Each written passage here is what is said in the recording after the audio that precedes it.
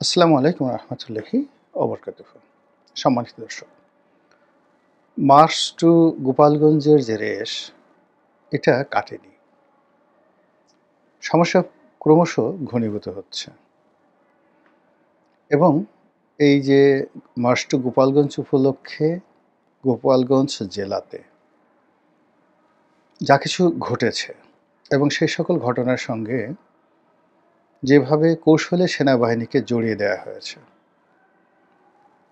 এবং সেখানে গোলাগুলিতে, আইনশৃঙ্খলা রক্ষাকারী বাহিনীর গোলাগুলিতে সরকারি যে সূত্র, সেই সূত্র অনুযায়ী ৫ জন, বেসরকারি সূত্র অনুযায়ী কেউ বলছে ১০ জন, কেউ বলছে ১৯ জন যারা নিহত হয়েছেন।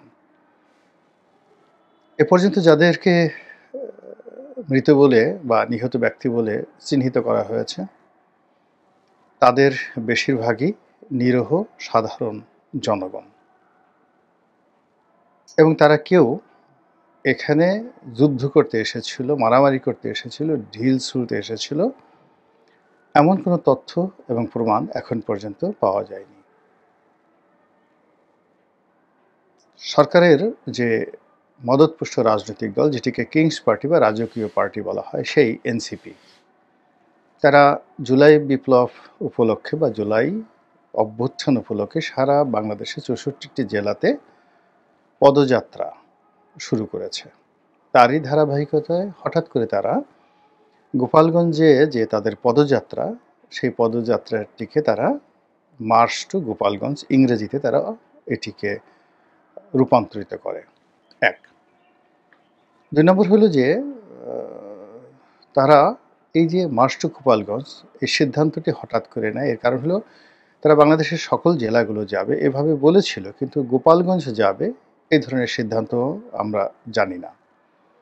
দ্বিতীয়ত, হঠাৎ করে যখন তারা মার্চ টু গোপালগঞ্জ ইংরেজিতে বলল, অতীতে যেভাবে কমপ্লিট শাটডাউন এই ধরনের যাকে বলা হয় যুগান্তকারী তারা যে প্রোগ্রাম দিয়ে সফলতা লাভ করেছিল, তার এই ধারাবাহিকতায় তারা মার্চ টু গোপালগঞ্জ দিল এবং তার সঙ্গে সঙ্গে তাদের সমর্থক এবং তাদের হেটার, যারা তাদেরকে ঘৃণা করে, তারা নানা রকম পক্ষে এবং বিপক্ষে গুজব ছড়াতে থাকলো।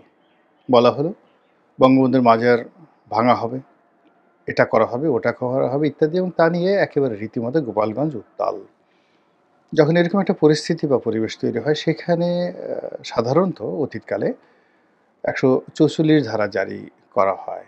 এমনকি সরকারি দল, যেমন ধরুন আওয়ামী লীগ এবং বিএনপি, তারা যখন পরস্পর মুখোমুখি অবস্থানে চলে যেত অতীতে এবং পরিস্থিতি যখন দেখা যেত যে স্থানীয় প্রশাসন নিয়ন্ত্রণ করতে পারছে না, তো সেক্ষেত্রে বিএনপির ক্ষমতাকালীন সময়টিতেও দেখা গেল বিএনপি প্রশাসন বা সরকারি প্রশাসন ১৪৪ ধারা জারি করেছে। আবার আওয়ামী লীগের জামানাতে এরকম ঘটনা বহুবার ঘটেছে। কখনো বিএনপির সঙ্গে, কখনো নিজেদের দুটো দলের মধ্যে অন্তর্দ্বন্দ্ব যখন অনিবার্য হয়ে পড়ে এবং যেখানে আশঙ্কা করা হয় যে হতাহতের সংখ্যা অনেক বেশি হবে, সেখানে সাধারণত ১৪৪ ধারা জারি করে কোনো পক্ষকে সেখানে সমাবেশ করতে দেওয়া হয় না। তো গোপালগঞ্জে যে সমস্যা হয়েছে, যে সংঘাত হয়েছে, সংঘর্ষ হয়েছে এবং এখনও পর্যন্ত এটা যে রেশ রয়ে গেছে এবং সারা বাংলাদেশকে যেভাবে ঝুঁকির মধ্যে ফেলে দিয়েছে, এটা প্রথমত গোয়েন্দা ব্যর্থতা। দ্বিতীয়ত, যদি গোয়েন্দা ব্যর্থতা না হয়, তাহলে এরকম একটি ঘটনা ঘটানোর জন্য গোয়েন্দাদের একটা চক্রান্ত এখানে ছিল। আর তৃতীয়ত, বাংলাদেশ সেনাবাহিনীকে আন্তর্জাতিক অঙ্গনে এটিকে যাকে বলা হয় কলঙ্কিত করার জন্য, জাতিসংঘ মিশনে এই সেনাবাহিনীর সুনাম এবং সুখ্যাতি এগুলো পুলিশের মতো করে দেওয়ার জন্য এবং আমেরিকার যে সকল মানবাধিকার সংগঠন রয়েছে তার সঙ্গে সঙ্গে জাতিসংঘের যে মানবাধিকার সংগঠন রয়েছে, এই মানবাধিকার সংগঠন যেটা সম্প্রতি বাংলাদেশে তাদের অফিস করেছে, এই সংগঠনের দ্বারা সেনাবাহিনীকে কলঙ্কিত করা, দায়ী করা এবং প্রশ্নের মুখোমুখি করার যে একটা সুদূর প্রসারী চক্রান্ত রয়েছে, তা এই গোপালগঞ্জের মাধ্যমে হয়তো শুরু হয়ে গেছে। সেনাবাহিনী এটা কীভাবে মোকাবেলা করবে আমি এটা বলতে পারি না। এর কারণ হলো ইতিমধ্যে দুটো অ্যাঙ্গেল থেকে সেনাবাহিনীর বিরুদ্ধে চক্রান্ত হচ্ছে দীর্ঘদিন ধরে।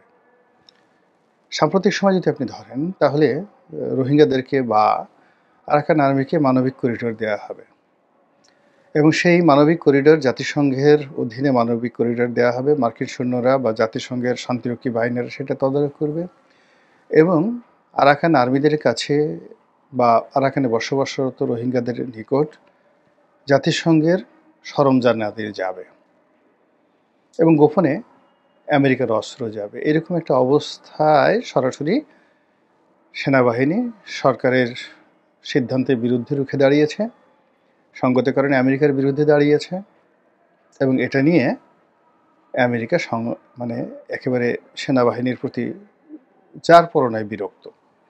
ফলে এই বাহিনীটিকে যে কোনোভাবে অ্যাবান্ডন করে দেওয়া, এই বাহিনীটিকে যে কোনো মূল্যে অবদমিত করে দেওয়া বা এর একটি কাউন্টার প্যারামিলিটারি গঠন করা বা একটি আলাদা বাহিনী গঠন করার ব্যাপারে ইতিমধ্যে কিন্তু তারা কাজ শুরু করেছে। আপনারা দেখেছেন যে জেনারেল নুরুদ্দিন খান বাংলাদেশের খুবই জনপ্রিয় সাবেক সেনাপ্রধান, যার সঙ্গে একসময় বিএনপির ভালো সম্পর্ক ছিল, জামাতের সাথে তার খুবই পারিবারিক সম্পর্ক এবং তিনি বিএনপি জামাতের বাইরে আওয়ামী লীগের মন্ত্রী ছিলেন। তো এই ভদ্রলোক অতি সম্প্রতি একটা খুব গুরুত্বপূর্ণ তাৎপর্যপূর্ণ কথা বলেছেন যে বাংলাদেশের একটা কি বাহিনী যেন তিনি বলেছেন যে এরকম একটা বাহিনী আলাদা গঠন করা উচিত। তো সেই বাহিনী যদি গঠন করা হয়, যেটাকে রক্ষী বাহিনীর মতো যদি হয় বা বিপ্লবী বাহিনীর মতো হয় বা ধরুন ইরানের যে ওদের যে রেভলিউশনারি গার্ড, তো বিপ্লবী বাহিনী সেরকম কিছু হয় তাহলে সেনাবাহিনীর আর অস্তিত্ব থাকবে না। 2 নম্বর হলো যে ভারত যেটা চাচ্ছে, সেই 1971 সন থেকে ভারত চাচ্ছে বাংলাদেশের সেনাবাহিনী না থাকুক এবং এজন্য বঙ্গবন্ধুর উপর তাদের একটা চাপ ছিল এবং বিভিন্ন সময় তাদের যারা তাবেদার শাসক বাংলাদেশে এসেছে প্রায় সবার মাধ্যমে সেনাবাহিনীকে যেটা লজিস্টিকভাবে দুর্বল করে দেওয়ার যে ভারতীয় মাস্টার প্ল্যান সেটা বাস্তবায়িত হয়েছে। যেভাবে মালদ্বীপে হয়েছে সেখানে হলো সেনাবাহিনী নেই, বা যেভাবে ধরুন সিঙ্গাপুরে সেনাবাহিনী নেই। তো ভারত মনে করে যে তাদের সঙ্গে যদি একটা সামরিক চুক্তি বাংলাদেশের সঙ্গে থাকে, বাংলাদেশের সেনাবাহিনীর যে বিশাল ব্যয় হয়, এই 2 লক্ষ বাহিনীকে লালন পালন করার কোনো দরকার নেই। এর 10 ভাগের 1 ভাগ টাকা যদি ভারতকে দেওয়া হয় তাহলে ভারত বাংলাদেশের যে কোনো প্রয়োজনে সৈন্য দিয়ে সহযোগিতা করতে পারে। তো এই যে চক্রান্ত, এগুলো তো চলছে, দীর্ঘদিন ধরে চলছে। সেই চক্রান্তের মধ্যে এই জমানাতে এসে যখন এরকম গোপালগঞ্জের একটা ঘটনা ঘটলো, এটাকে আর যাই বলেন না কেন খুব সহজ সরল ঘটনা হিসেবে আমি মনে করি না। দ্বিতীয়ত, সেনাবাহিনী ধৈর্যের সঙ্গে গত 11 মাস ধরে নির্বিকার থেকেছে। তাদের চোখের সামনে অনেক হত্যাকাণ্ড হয়েছে, তাদের চোখের সামনে মাস্তানি, চাঁদাবাজি, তারপরে শেষে হয়নি এ ধরনের এহেন কুকর্ম নেই। তারা বসে বসে গোয়েন্দা রিপোর্ট করেছে, বসে বসে মুনকার নিকিরের মতো তারা অনেক কিছু লিখেছে, কিন্তু নিজেদের লাঠি বা বন্দুক ওইভাবে বেশি প্রয়োজন না হলে তারা কিন্তু উঠায়নি। কিন্তু এখানে একেবারে সরাসরি যুদ্ধ অবস্থা, জলে স্থলে অন্তরিক্ষে। এখানে হেলিকপ্টার গিয়েছে কিনা আমি বলতে পারবো না, কিন্তু নৌবাহিনীর যে গানবোটগুলো সেখানে টহল দিয়েছে গোপালগঞ্জের খালে, বিলে, নদীতে। আর সেনাবাহিনীর সর্বোচ্চ যে টহল সেটা সেখানে চলেছে এবং হঠাৎ করে সেনাবাহিনীর এই তৎপরতা হওয়ার পেছনে কারণ এবং তৎপরতা হওয়ার পরে যে উদ্ভূত পরিস্থিতি হয়েছে, সেই পরিস্থিতি নিয়ে আগামীতে দেশে এবং দেশের বাইরে কি কি বিপদ বিপত্তি আসতে পারে দেশের জন্য, সেনাবাহিনীর জন্য, সেটা নিয়ে আমাদের মনে হচ্ছে যে আলোচনা করা উচিত এবং খোলামেলাভাবেই। আপনারা জানেন যে গোপালগঞ্জের ঘটনা ভারতের পত্রপত্রিকা খুবই নেতিবাচকভাবে উপস্থাপন করেছে এবং গ্লোবাল মিডিয়া, আল জাজিরা থেকে শুরু করে ইউরোপ, আমেরিকার বিখ্যাত বিখ্যাত মিডিয়াগুলো বাংলাদেশ সেনাবাহিনীর এই যে ক্র্যাকডাউন বা গুলি চালানো, এই জিনিসগুলো যেভাবে তারা প্রদর্শন করছে তা ইউনিট সরকারের জন্য এবং সেনাবাহিনীর জন্য খুবই, যাকে বলা হয়, বিব্রতকর। তো এখন এই গোপালগঞ্জের ঘটনা যা হলো তা থেমে যায়নি। কারফিউ দিয়েও সেখানকার পরিস্থিতি, আজকে যে ভিডিওটি করছি সেটা হলো জামাতের মহাসমাবেশ চলছে 19 তারিখ শনিবার এই সময়টিতে, এবং এখনও পর্যন্ত সেখানে 8 ঘন্টার জন্য বা 9 ঘন্টার জন্য বোধহয় কারফিউ শিথিল করা হয়েছে, কিন্তু এখনও কারফিউ চলছে। এর মধ্যে আওয়ামী লীগ নিষিদ্ধ তাদের ছাত্রলীগ সংগঠনটি পরিপূর্ণভাবে নিষিদ্ধ এবং তাদের রাজনৈতিক কর্মকাণ্ড নিষিদ্ধ। তারা হরতাল ডেকেছে 20 তারিখে, অর্থাৎ রবিবার দিন। এবং এই হরতাল নিয়ে সারা বাংলাদেশে এক ধরনের ক্রিয়া প্রতিক্রিয়া, মিশ্র প্রতিক্রিয়া লক্ষ্য করা যাচ্ছে।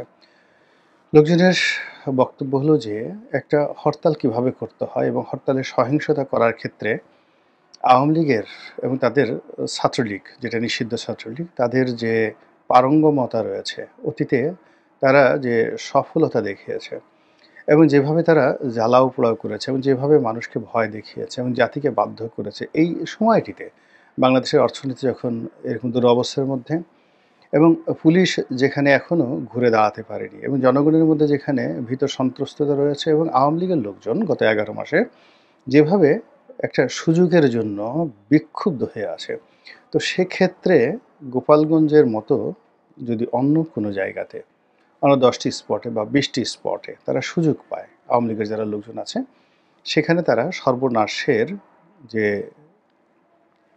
মহা সমারোহ শুরু করবে, সেটি সামাল দেওয়ার ক্ষমতা বাংলাদেশে কোনো আইনশৃঙ্খলা রক্ষাকারী বাহিনীর নেই। ধরুন, গোপালগঞ্জে তারা পূর্ব ঘোষণা দিয়ে এই কাজ করেছে, এই জন্য সেনাবাহিনী ব্যাপক প্রস্তুতি নিয়েও যারা গেছেন তাদেরকে প্রোটেকশন দিতে পারেননি। ফলে সেনাবাহিনী এখানে সব কিছু হারিয়েছেন।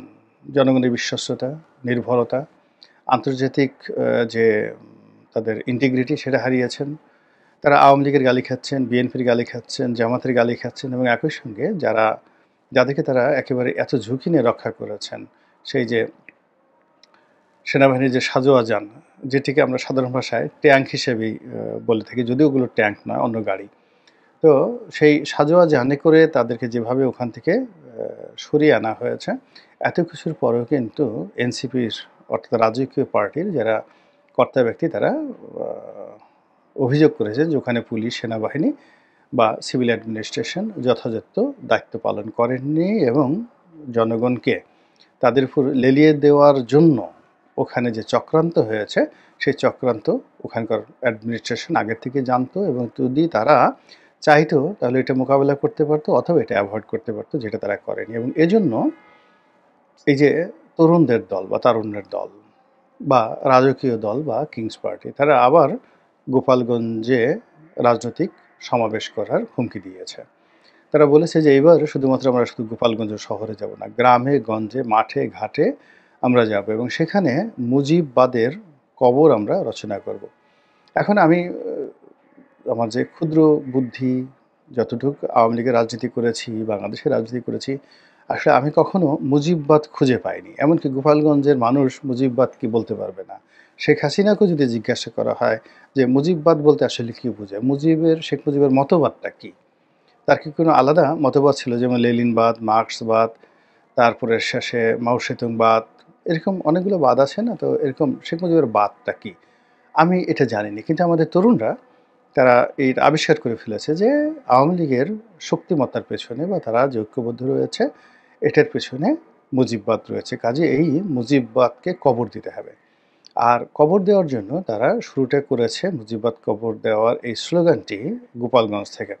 এবং সেখানে গোপালগঞ্জ থেকে তারা ফিরে এসে সারা বাংলাদেশে অন্যান্য যে জায়গাগুলোতে গিয়েছে, নারায়ণগঞ্জ গিয়েছে, তারপরে খুলনাতে গিয়েছে, ফরিদপুরে গিয়েছে, রাজবাড়িতে গিয়েছে, সেখানেই তাদের প্রথম স্লোগান ছিল এই বাংলায় মুজিববাদ থাকবে না, মুজিববাদ মুর্দাবাদ, মুজিববাদকে কবর দিতে হবে। এবং এই কবরটির একেবারে ফাইনাল যে একেবারে কবর দেওয়া, এটা তারা আবার সেই গোপালগঞ্জ গিয়ে, গ্রামে গঞ্জে গিয়ে তারা এই কবর রচনা করতে চাচ্ছে। তবে তারা যেটা করতে চাচ্ছে সেটি হলো গোপালগঞ্জের মানুষকে আপন করে নিতে চাচ্ছে।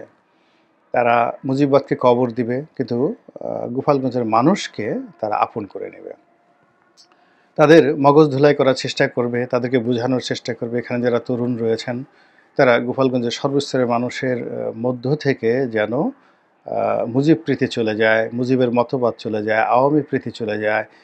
এটা যে একটা জঙ্গি দল, একটা সন্ত্রাসী দল, এই জিনিসগুলোকে তারা সুন্দরভাবে বুঝিয়ে সুঝিয়ে তারা গোপালগঞ্জ বিজয়ের জন্য তারা সহ তাদের যারা মুরব্বী রয়েছেন, পীর রয়েছেন, মুর্শিদ রয়েছেন, সবাই সম্মিলিতভাবে এখন প্রচার চালাচ্ছেন, প্রোপাগান্ডা চালাচ্ছেন। তো সেই প্রচার এবং প্রোপাগান্ডার প্রেক্ষিতে যদি আগামী দিনে তারা আবার গোপালগঞ্জ যায়, তাহলে সেখানে কি হতে পারে? অথবা তার আগে, অর্থাৎ তারা ভবিষ্যতে যাবেন এবং তার আগে ইভেন টুমরো এই যে হরতাল, গোপালগঞ্জে যে ঘটনাটা ঘটলো, এই হরতালের মাধ্যমে আওয়ামী লীগ আসলে বাংলাদেশকে কি মেসেজ দিতে চাচ্ছে? তারা কি করতে চাচ্ছে? ওখানে দিল্লিতে বসে শেখ হাসিনা যে গর্জন করছেন, ছাত্রলীগের সভাপতি সাদ্দাম সাহেব যে গর্জন করছেন, ছাত্রলীগের সাবেক সভাপতি, আওয়ামী লীগের সাধারণ সম্পাদক জনাব ওবায়দুল কাদের তিনি যে হুমকি দিচ্ছেন, সেটি আসলে কতটা বর্ষণ করবে, এটা এই যে আগামীকাল অর্থাৎ ২০ তারিখে তারা যে হরতালটি ডেকেছে, এই হরতালের মাধ্যমেই এটি প্রদর্শিত হবে। যদি তারা এই হরতালটিতে সফল হয়, তাহলে জনাব নাহিদ এবং তাদের যারা সঙ্গী সাথী রয়েছেন এনসিপির, তাদের গোপালগঞ্জে যাওয়াটা আসলে খুবই দুরূহ হয়ে যাবে এবং সেনাবাহিনী সঙ্গতির কারণে দ্বিতীয়বার ঝুঁকি নেবে না। আর যদি হরতালটি তারা সফল করতে না পারে এবং এটি একটা কথার কথা হয়ে থাকে, তাহলে শুধু গোপালগঞ্জে যাওয়া না, গোপালগঞ্জের গ্রামেগঞ্জে গিয়ে প্রচার নয়, আরও অনেক কিছুই হয়তো আগামীতে আমরা দেখতে পাবো এবং সেই যে দৃশ্য, সেই দৃশ্য দেখে আওয়ামী লীগের গড়াগড়ি করে কান্নাকাটি করা ছাড়া কোনো উপায় থাকবে না। মহান আল্লাহ আমাদের সবাইকে হেদায়েত দান করুন এবং হেফাজত করুন। আসসালামু আলাইকুম রহমতুল্লাহি ওয়া বারাকাতুহু।